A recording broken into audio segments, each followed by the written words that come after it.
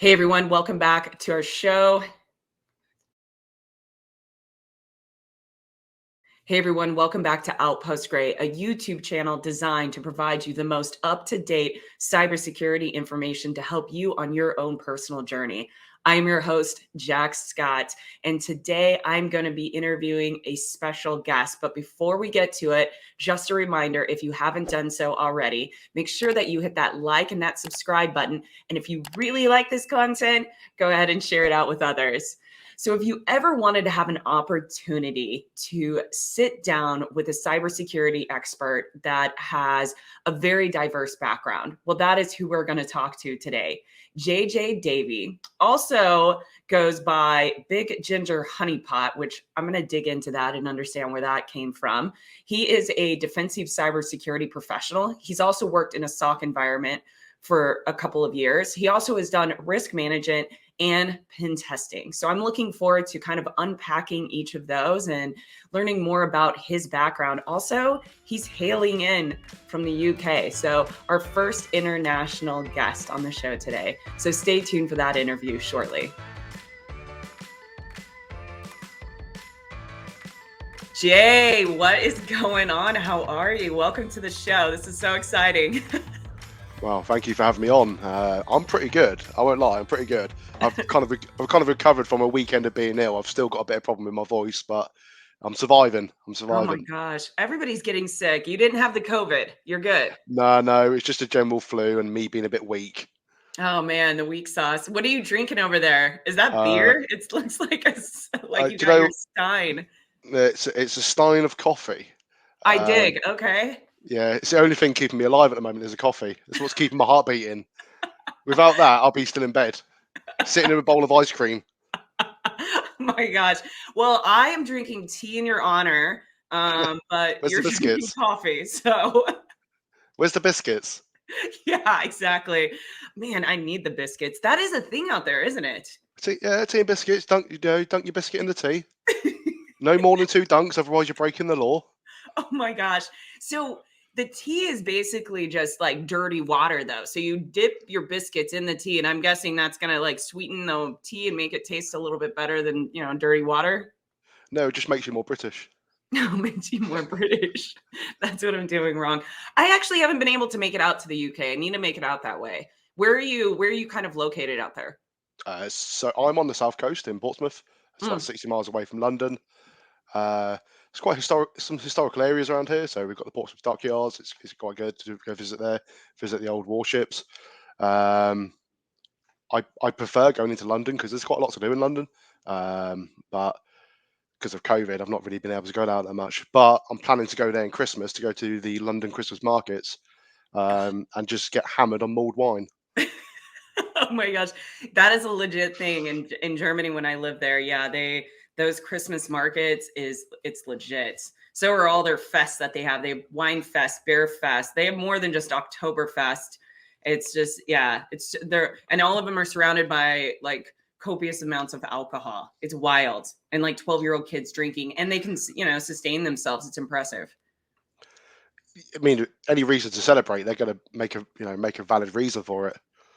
I love that. I'm gonna have to make it out there and hit you up because they have a ton of half marathons out along the southern border. Yeah, yeah. Do you want to run a half marathon? It's only like what 13 miles. No big deal. No, I can't get out of bed without being out of breath. Not for me. Drinking that coffee. It's the coffee IV. So I was sure that you were gonna show up in your Spice Girls dress. I mean, I was like, come on, Spice Girls it up. But no, we've got the Under Armour. What are you gonna be for Halloween? Right. Okay. So I had a DNA test recently, and I found out that I was 50% Irish. So I thought I'd play to the stereotype and go as a leprechaun. So I'm going to be like a leprechaun, ate all the leprechauns. Yeah, it's like you're gonna be like the tallest, biggest leprechaun. You're gonna have to take pictures of that. Yeah, I'm going to be there, bicep curling pots of gold. yeah. You're gonna have to probably cut the sleeves off, and you're gonna be like ripped. At least one of your arms need to be like ripped, so you got your like biceps sticking out of your leprechaun outfit. Be awesome. I actually got the largest size possible, so I'm hoping I don't have to cut it. Because I would like to use it for St. Patrick's Day. So That's awesome. I love that. So I'm so thrilled to have you on the show today. There's so many things that I want to talk to you about because your background is very expansive within cybersecurity. And we were talking a little bit about it before we hit record, but I want to know, like, how did you get into this space? What was kind of your career trajectory into it? Was it really conventional, or was it kind of an unconventional path to get you to kind of where you're at today? so it was conventional in the sense that I was a techie through and through, but from until about 2018, I didn't really know cybersecurity existed. So I was in the armed forces for 6 years as a communication systems operator. So I was using different kinds of technology. I was administering systems, but at that point I didn't know security existed or cybersecurity existed. I left the forces and joined Lockheed Martin as a service desk analyst, and then I left there after a year. Uh, I saw a local job for a SOC analyst, and I looked at the requirements for it, and it was very similar to what I was doing on a help desk, just with a bit of security involved. So I thought, right, I'm just going to put my name down and see what happens. I got a phone call and say, hey, would you like to come in for an interview? So I went in for the interview, and the guy sat there and said, this is actually a graduate's role, but we're willing to give you a chance. But they gave me some challenges to do. So one of the challenges was, there's been this security incident, write an email. So I did that, and they were quite impressed with it. And they said, you've really shown your technical knowledge and your ability to communicate to a customer. On the way home driving, got a phone call saying, "Oh, you've got the job." I wasn't actually, driving while on the phone, but I had my hands free set on. Just to Then, clarify. just to clarify, I was there for about a year. Moved into Carnival UK, the cruise ship company. I was there for about a year and a half before COVID as a tier 2 analyst. COVID turned around to me and said, "No, you're not having that job anymore." So I got made redundant from that job. Quickly got a role as a pen tester for 6 months. Absolutely hated it. I thought, this isn't for me. And then I moved on to where I am now at CyberClan as a tier 2 SOC analyst, and hopefully one day going to be a SOC lead. I love that. So, what did you not like about pen testing? Because that's like the coveted. So many people think they want to be a pen tester or a hacker, but you actually got to experience it and realized you didn't like it. But what did you not like about it? So I think this is like my inner dyslexic talking, but I hated the report writing. Oh For my, me, that was difficult. yeah. Like some of the reports got to like 70, 80 pages. And it was getting to the point where I was just copy and pasting through Grammarly, copy and pasting, just so it made sense. And I remember I spent quite a lot of time on one report. I put quite a lot of effort into it, a lot of late hours. And the meeting for that report was like 10 minutes. Just, yeah, this looks good, brilliant, thank you. They didn't want me to talk them through or anything like that. And I thought, that's it, all that effort for nothing. And I just thought, I don't think I can do any more. So I thought, I'm just going to go back to the SOC now, because I actually wanted to be a pen tester originally. I thought that's what I worked towards. Mhm. So I was doing all my kind of extracurricular activities outside of work, just trying to become a viable pen tester for a company. Mhm. And then I thought, well, this isn't actually for me. But I think where I gained those skill sets, that's made me better in the defensive side, because I know what to look for from the offensive perspective. I know where they're going to appear. I know the common attack types, and I know what to look for. So I went back to being a SOC analyst, which for me is my bread and butter, Mhm. and I absolutely love it. Wow, it's crazy to hear. You're like the polar opposite of so many people because I worked in a SOC for a while. I was a fusion inside of a SOC though. So I work with the SOC 2, SOC 1, SOC 2, and then the fusion. What our ideal job was is to fuse. This was a hard concept for everybody to understand, but we were there to be kind of the nucleus of information flowing to help operationalize and contextualize some of the data that was coming in and out, and kind of almost be like a few steps back looking in to help with alerting and reduce noise and things like that. And what I realized is so many people in the SOC, they either love it or hate it. And then a lot of them, while they're in the SOC, aspire to be a pen tester. And that's all they want to do. Go to the IR, go to pen testing. And I saw on your page, you also did IR. Was that when you were doing pen testing for that 6 months, or was that during a different time that you did that? So I actually do IR on the side of what I do now. Okay. But my first kind of taste of IR was in Carnival, where there was a ransomware attack and I Mhm. had to respond to it. And that's where I got my first kind of taste of IR, and that's where I thought, this is brilliant. Yeah. This is the realm I want to be in. SOC IR is absolutely fantastic because it's the thrill of the chase. Mhm. It's the treasure hunt, trying to find that something wrong, something that could be better, trying to look for the abnormal in your network. It's really thrilling just to do that. And yes, being a tier one analyst is quite boring because at a tier one, you're going to be digging into alerts and it's going to get quite boring after a while. But when you get to like the tier two, you start to do the kind of the fun stuff, Mhm. building dashboards, aggregating Mhm. logs and building kind of search queries to find different attack types and mapping that to the micro attack framework. Loads of stuff like this actually adds a lot of excitement to the job. But again, it depends on what SOC you actually go into, because some SOCs are actually just basically escalation point help desk. A lot of SOCs don't actually go in and think, oh, do you know what? We can actually do this stuff proactively and threat Mhm. hunt. A lot of them are just like, oh yeah, look at this log. Oh, I don't know anything about it. Let's pass it to the senior analyst. Mhm. The senior analyst is like, yeah, that's bad. Instead of the senior analyst is constantly looking at threat hunting and teaching the tier ones how to threat hunt. Yeah, that's one thing I noticed working at the financial institution I was at. There was a lot of passing the buck, and that was one thing that they were really trying to work on is what. And the reason that they passed the buck, say for the tier one to tier two, it was alert fatigue. We had a lot of alerts. There was a lot of noise, and then it was lack of education, knowing because there were certain things that if they just had a little bit more knowledge, even within OSINT, to be able to research some of the hashes, some of the things that they had gotten, they could have eliminated pushing that to the tier two. And then it gets to the tier two and they're annoyed because now they're getting alert fatigue or they're getting, a lot of stuff coming in because of one. And it was kind of getting passed around a lot. That's one thing. And they were working on that to build a sim in there and develop that out.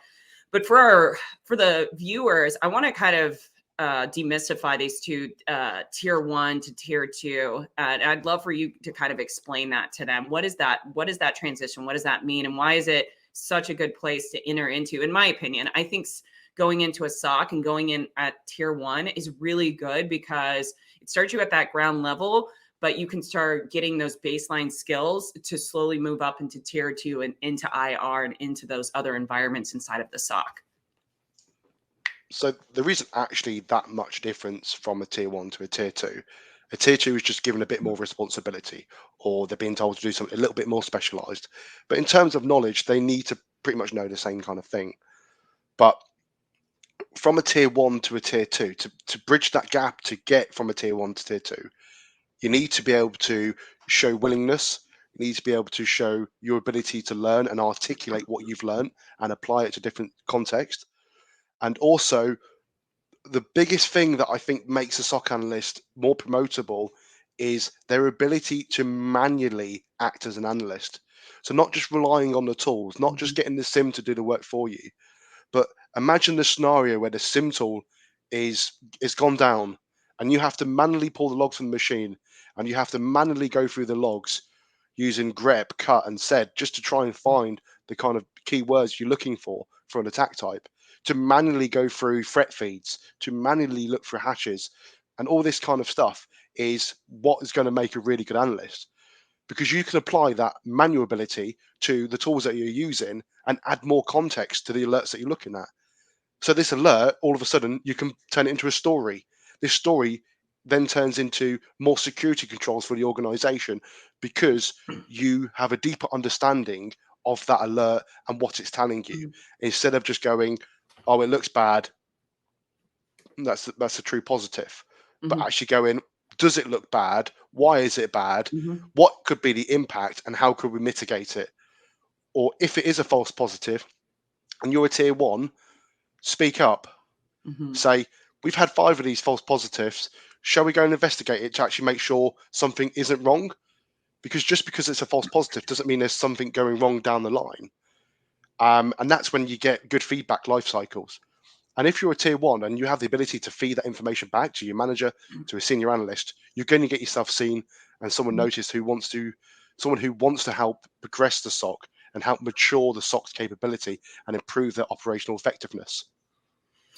Yeah, I love that idea. The one thing that I noticed with a couple of the tier one analysts that I would work with that stood out from among the rest is they reached out to either a tier one or myself in the Fusion Center, and I made myself. I started connecting with some of the tier one analysts because what we needed to do in the Fusion Center is we needed to decrease that noise, and we needed to decrease the flow from tier one to tier two of tickets that were coming in that could be eliminated, not pushed to tier two if that tier one analyst had a little bit more education around how to research and identify that false positive, for example. And so I would reach out, and when I would review a ticket, we do the quality assurance. We would all review tickets in our team. There's only 3 of us. We were small, but every week we would have a certain amount of tickets that we would go in and review. And if I saw something that looked like, I could tell if the analyst was missing a research and didn't pivot appropriately. And so instead of just being like doing it for them or closing the ticket out, I reached out to the analyst and I'm like, hey, can you explain to me your thought process in this research? And then when they explain it, I'm like, did you think about doing X, Y, or Z, or maybe pivoting with this hash in VirusTotal or doing something like that? And usually no, they don't, because they don't know that. And then it's teaching them. And then now they're like, well, I'm going to reach out to you when I need further guidance. And you can see what was really awesome, and we'll talk more on this too, is like that whole mentor mentee, and then seeing them want to grow and mature. Because when you're in SOC 1, it can be really overwhelming because you literally sit there all day and you're looking at alerts coming in and you're just filter. And it's teaching them that this isn't forever unless you really like being a tier one. I don't know anybody that does. This isn't forever. This is a time for you to learn and grow as an analyst and connect with other people and realize this is not forever unless you want it to be, and you can move from this. But I think tier one analysts get in this like mindset of like, this sucks, this is my forever, blah, blah, blah, instead of seeing it as like an opportunity to grow and mature and then pivot into something else. Yeah, it's quite an interesting dynamic that I see with a lot of SOCs. You don't normally see that mentor-mentee relationship in SOCs. And that's where a lot of SOCs burn and churn through talent very quickly, because they feel underappreciated, undervalued. They feel that they're not going to able to progress in their career because they're stagnating. And that's normally a culture issue in the Security Operations Center. And it's very difficult to fix culture issues in the Security Operations Center. But if you can even just suggest to you, if you're in this position, even if you just suggest to your manager, just ask them a simple question. Like, just say, I'm just looking for some feedback. What am I doing well and what am I not doing well? And do you have any tips for improvement? Because not only is that question going to get you on the radar of your manager, but it's also going to get them from an outside perspective to highlight where you're going wrong, because you may not see where you're going wrong. Yeah, having an outside in is always good. And I don't know a single leader that would turn down an opportunity if somebody approached them and said, hey, I really want to progress in my position or as a professional. Can you provide me some feedback? You've worked with me for a period of time. Is there anything I can do better? And I've done that. I did that. The youngest I was is probably early 20s. I'd read a book and it was like, go and solicit feedback from somebody that you work with. And it was my boss. She was a lieutenant and I was in the military at the time. And I walked over to her office. I sat down. I said, hey, can you like give me some feedback on what I'm doing? And she was really taken back. She's like, what the heck? So I encourage anybody that's watching this, if you've got somebody in your direct line of leadership and you are kind of like, am I doing well? Where am I at? Reach out to somebody that's in a leadership position that you trust and appreciate and respect, and ask him for a little bit of your time and tell them why. Don't just say, can I have 15 minutes of your time? Say, I'd like 15 minutes of your time to receive some personal feedback for my professional growth. And I promise you, unless they're just like douchebags, they're going to give you that time and mentor you in that professional manner. Talking on the mentor piece, this is something that you and I kind of talked about, and I see you post about it on LinkedIn. And you volunteer. It's a volunteer position, right? At Cyber Dojo. Yeah, well, it was a volunteer position. Now it's now I'm fully on the board of the company. That's So awesome. yeah, it's really good. I'm really excited for the future of Cyber Mentor Dojo. But we'll talk about that in a minute. But yeah, let's carry on. No, I love it. Let's dive in a little bit about what is Cyber Dojo. How did you get into that space? Yeah. So I had a friend of mine. Someone asked him to mentor, and he thought, well, why don't we build an application that allows mentees to connect with mentors, almost like a dating app for mentees and mentors, without that kind of creepy zone. So we thought he thought, well, that's brilliant. So he went and made the idea a reality, and then he realised he's got something there. So I thought, brilliant, put me down as a mentor. I want to help out. So it started to grow. We started to grow traction. We started to get some big industry leaders on the platform, some really capable people were mentoring mentees. And we thought, this is brilliant. We've got something here. We need to get this message across. We need to help as many people as possible. And it was just the whole premise was free mentoring. That's awesome. And you were talking about this right before we hit record on how you guys do it. And I want to dive into that a little bit more and the premise behind how you do basically the payment process and then the reimbursement. But before we get into that, one of the things that I really noticed on your LinkedIn, this was a while back, you put out a lot of great content. And there was a couple of times that you had put out a post around a mentee had stood you up a couple of times. There had been a couple of different mentee meetings that you were supposed to have, and they did not show up. And you had made a post, and literally, I think it was 24 to 48 hours later, I had somebody stand me up. And now I found out like there was some excuses and time zones. I don't know after the point, but I was just kind of I was in a weird mood. So I made a post that day about it because for me and how my mind works, I need blocks of time, roughly between an hour to 2 hours. And I block off this time for my work and I call it deep work. And when I had the meeting for her, it was like at the tail end of my deep work. So if I hadn't have had her meeting, I remember I was in the flow and I didn't want to stop, but I knew I had her meeting. So I stopped, I prepared for it. And then 13 minutes passes, no email, no nothing. And I'm really frustrated because I'm like, I don't think like the mentees, I try to give people the benefit of the doubt and say, I don't think they're doing it maliciously. I think that it's probably disorganization. They don't work off calendars like we do. And so they say they're going to commit, but then they don't see their calendar that they're looking at. And they made the appointment 2 weeks later, all of these things.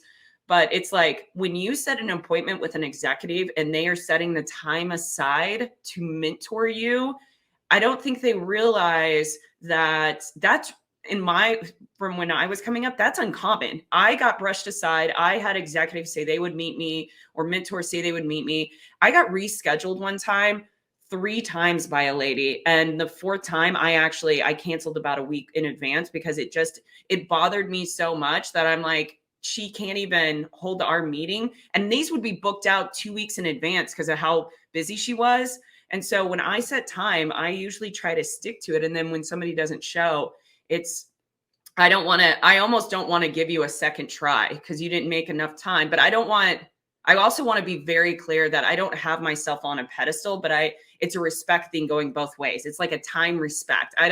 You could be a private PFC and your time is just as important as my time. So I want to kind of unpack that with you because I know you're extremely passionate about this topic. So I want to get your thoughts around this.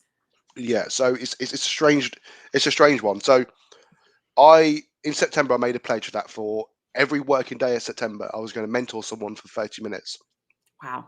And I was going to give them a mini career workshop because that's what I do. I build career workshops and I help people build study plans. The first 5 people, only one person showed up. Wow. And for me, it was just like, why am I going to commit any more time to this? Mm-hmm. Because for me, if that's 1 out of 5, what's the next 4 weeks going to be like? Mm-hmm. So I just said, look, I'm going to outright cancel them all. And I thought, if anyone's serious about it, they're going to message me and say, I still want to do mine. Only 3 people messaged me saying they still want to do theirs. And lo and behold, I jumped on a call with them. And it just says to me, out of those 28 people that I was going to mentor, only 4 of them were deadly serious about it. Most of them came prepared with a notebook and pen. Mm-hmm. And they were going, can you repeat that? Can you repeat that? I need to take a note of it. And for me, it's just like, it's a shame because people want to help people for free, just for the good of their own heart. And they're very capable people. And these people might even be the kind of people that are going to find you a job in the security.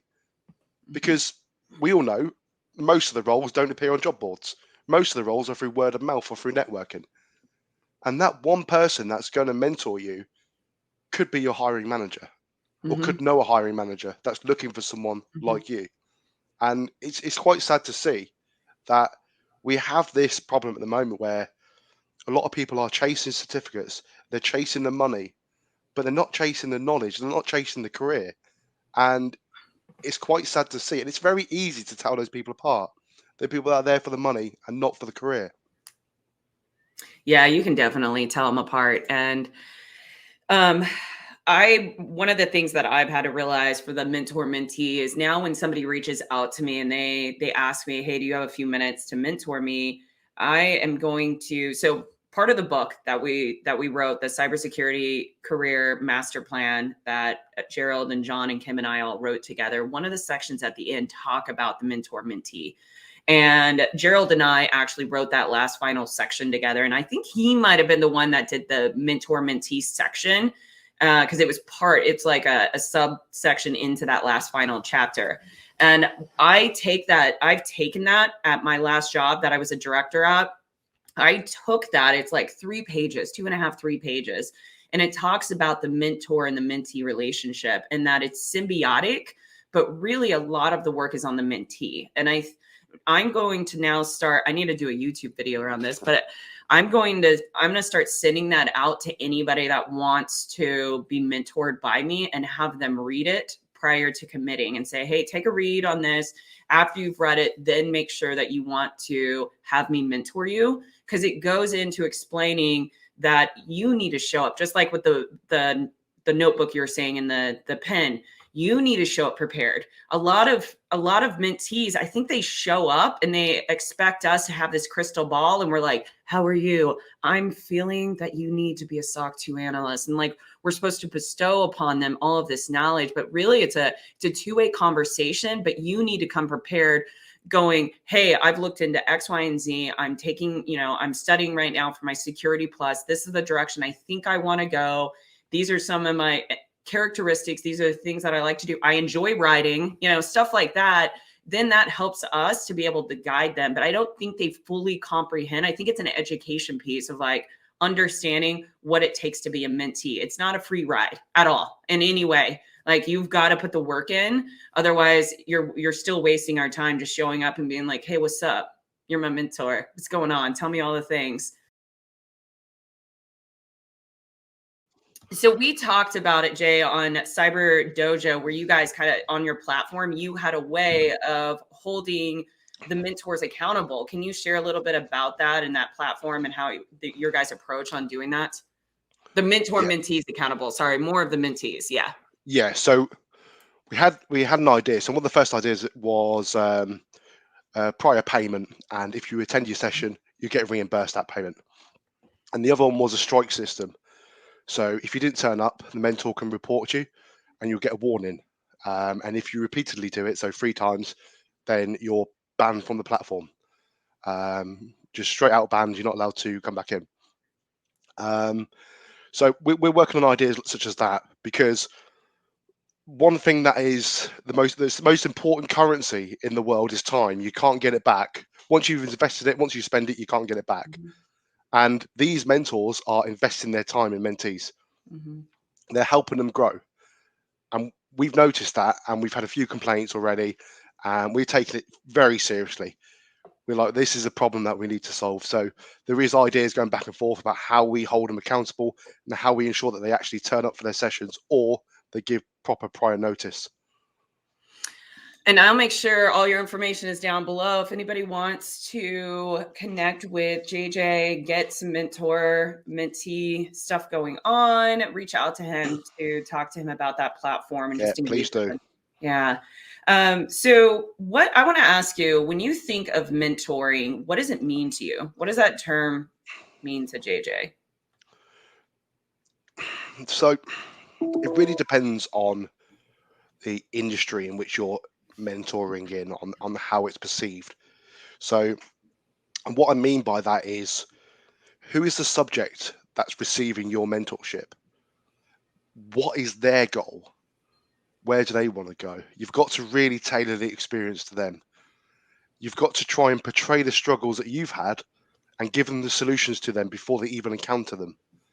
You need to understand their weaknesses, their strengths. Mhm. You need to find out how you can play on their strengths and help bolster their weaknesses. Mhm. You need to make it as personal as possible. But that also comes with the mentee being able to bring some information to the board. Like you said before, the mentee has to be armed with the information such as they have an idea where they want to go. This is what they've already studied. Because then I can go up, brilliant. So you want to be a SOC analyst? Let's build a study plan and get you from where you are now to a seat in a SOC. It's very Mhm. easy to do that. If you give me the proper knowledge, I can get you from A to B, from not being in the SOC to being in the SOC very quickly, because I can tailor that to the person. I can understand where they are, I can understand where they need to go and what they need to do to get there. And it's very easy to do that. I mean, I'm building a career workshop at the moment about how you literally hack your way into cybersecurity. And it's learning stuff about how you approach people, Mm. emotional triggers, learning how to build proper relationships, not just send a connection request on LinkedIn, but how to properly build a professional working relationship with somebody on LinkedIn. And I do all that through my mentoring. And I think once somebody's armed with that knowledge, they're going to pay it forward. They're going Mhm. to tell someone else. They're going to say, hey, I learned this during my mentoring. I'm going to tell someone else. I'm going to tell my friend. So you're not just mentoring one person, you're mentoring their little group of friends as well, Their because they talk community. with each other. Mhm. So the impact of mentoring is massive, but it's got to be tailored to the person. It can't just be a blanket statement like, this is how you get in cybersecurity. No, Mhm. it's this is how you get into Mhm. cybersecurity. God, I love that. That is so true because everybody's going to be different. And especially with breaking into the industry, you may have really bad communication skills, but you're really, really technical. And so your entry is going to be diversely different than somebody that's has great interpersonal skills and is awesome at interviews, but may not be as technical as that individual. I love that. You're really passionate about this. I can tell. Have you always been somebody that's just been really passionate about mentoring individuals? Has this been like a sudden shift in your life in the last couple of years? So in my first security role, I didn't have the best of experiences with a manager. Um, and for me, it was just like, I don't want to be in that position where I feel like I've got no support. Mm-hmm. And for me, it started to impact me at an emotional level. Um, Fast forward now, I'm a bit of a stoic, so I would have been like, yeah, whatever. But back then, I was quite an emotional person. I thought, I don't want anyone ever to be in that position. And I thought, why don't we build communities such as Cyber Jobs Hunting, Cyber Mental Dojo, and help people, you know, integrate to the community, to integrate into the industry, and find their place, because it is a very inclusive industry. It's a very diverse industry, not just from a people perspective, from a thought perspective. Mm-hmm. People see things differently. Mm-hmm. And for me, it was just like, well, why don't we all just come together and help each other? What's stopping people from doing that? And that's why I'm so passionate about building these communities. Um, and for me, it's I don't fill my wallet. There's no kind of money going into my Mm-hmm. wallet of people. There is money going to be made in the background, but it's not going to be from the people, Mm-hmm. because we want people just to come in and get the help and leave. Mm-hmm. That's all we want. We want someone to come in to these communities, get the help that they need, get into cybersecurity, help other people, and then they can leave. Simple as that. There's no catches. There's nothing like that, because at the end of the day, we're all human. We're all just trying to survive. We've got bills to pay, and we've got jobs to progress in. Why not help each other? Mm-hmm. Simple as that. Yeah, I think one of the biggest things and biggest challenges that we have in this community with us not fully coming together is ego. It really is. But as we develop the younger generation, being the newer cybersecurity experts, not so much age but experience coming into this industry, I love how you put it though. When you impact one, you impact a community, their community. And so as we keep putting out and mentoring the newer generation coming in, it's going to start changing that environment. I believe that we're going to start finally coming together. I might be overly optimistic. I am an optimistic person, but I think we're going to start seeing a shift in the next 5 to 10 years as we have these individuals coming into the industry, getting into more of these lead positions, these lead roles instead of entry level positions. And we'll see that shift. You're really good at creating those relationships and developing your network. I mean, you have over 20,000 some odd people on LinkedIn.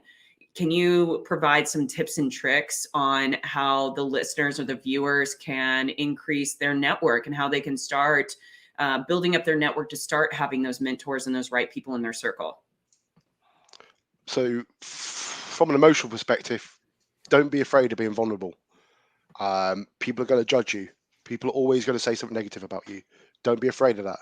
It's just words at the end of the day. It's not going to really do anything to you. You can still sleep in a warm bed at night. So don't be scared of that. And at the same time, be brave. Do something not unorthodox. Like instead of doing a resume, make a video introducing yourself, post it on LinkedIn. Mm-hmm. Something like that. Something that's going out of your comfort zone. Because as soon as you if you just stay stagnant in your comfort zone, you're not going to grow. Once you get out of that comfort zone, that's where the growth happens. So make sure that you're always looking to get out of that comfort zone. As soon as you finally get yourself in that comfort zone, find a way out of it. Always ask for feedback. Look at industry leaders and ask them for help. If you run into an ego, just ignore them, just block them. You know, you don't have to run into that person. That person's not going to manage your life.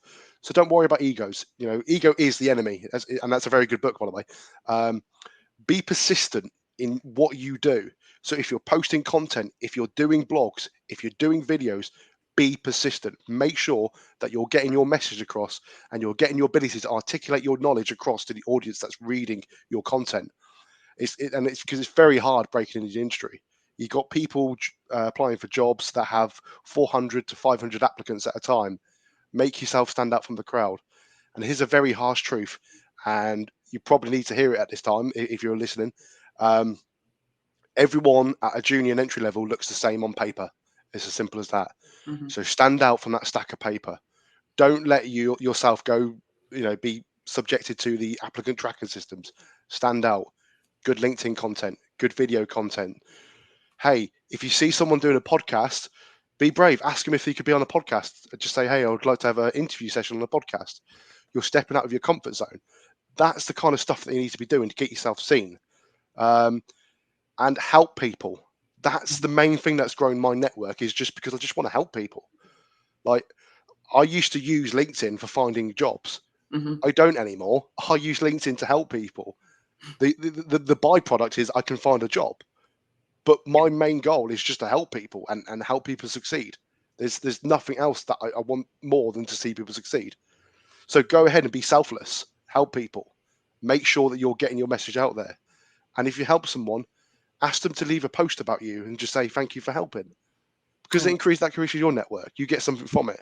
It's not a monetary value, but it has some sentiment value there. Mm-hmm. Oh my God, I love all of that. So what do you have going on in the coming months? Like, do you have any big projects you can share with us? Are you writing a book? What are you doing? Like anything big you can share? So as a passionate dyslexic, I probably wouldn't be writing a book anytime soon. But what I am doing, I'm building a career workshop at the moment, and that's going to be delivered exclusively for a cybersecurity course. So that's going on at the moment. Cyber Mental Dojo have some big things coming. They have some really big developments coming, and we're hoping it's going to shake the industry. So that's something to look out for. I can't say too much at this point in time, but it's big, and I'm looking forward to just getting people involved with it. So that's going to be really good. Cyber job hunting have got more and more giveaways going on. So if you're not on that platform, get on that platform, get involved with the competitions, because we have some free courses to win. They're instructor delivered courses as well. It's a 5-day instructor delivered course, and you can win it. There's 2 seats available. So go ahead and come along and compete. I'm so glad that you brought up the cyber jobs hunting. I meant to bring that up. So you're the COO for that. So all this information will be down below. And I would recommend anybody watching this go and check out all of everything he just said. The links to everything will be down there, unless we can't share the link to Cyber Mentor or Dojo. But eventually I would just say, reach out, connect with JJ. Is LinkedIn the best way for the listeners to be able to connect with you? Yeah, LinkedIn is the best place to find me. I love it. That's for me too. I have a Twitter. I don't even use it. I think it's Outpost Gray or something, but whatever. JJ, you are awesome. Please do me a huge favor. When you dress up this Sunday, I'm going to go ahead and need you to post that on LinkedIn and then go ahead and tag me so I don't miss that. And I think all the viewers would definitely appreciate that as well. It's going to become a running thing. It's going to be a JJ outfit week. And actually, when this comes out, it's going to be after Halloween, I just realized. So everybody's like, wait, what are they talking about? But that's okay. Whatever. I just timestamped the show. It's fine. The timestamp for the show is the 27th of October. #YOLO. So, JJ, you're awesome. We'll do this again very, very soon. Thank you for coming on the show. Brilliant. Thank you for having me on. It's been a pleasure. You gotta love JJ. Make sure that you go out and follow him on LinkedIn. Also reach out to him if you want to just connect with him. He's a great resource to have in the community. His information is down below. And also, again, thank you all for your continued support. And if you haven't done so, and I haven't won you over yet, but you're thinking about it, go ahead and hit that subscribe button. You won't be disappointed. I drop weekly episodes on Thursdays at 9 a.m. You guys are the best. See you next week.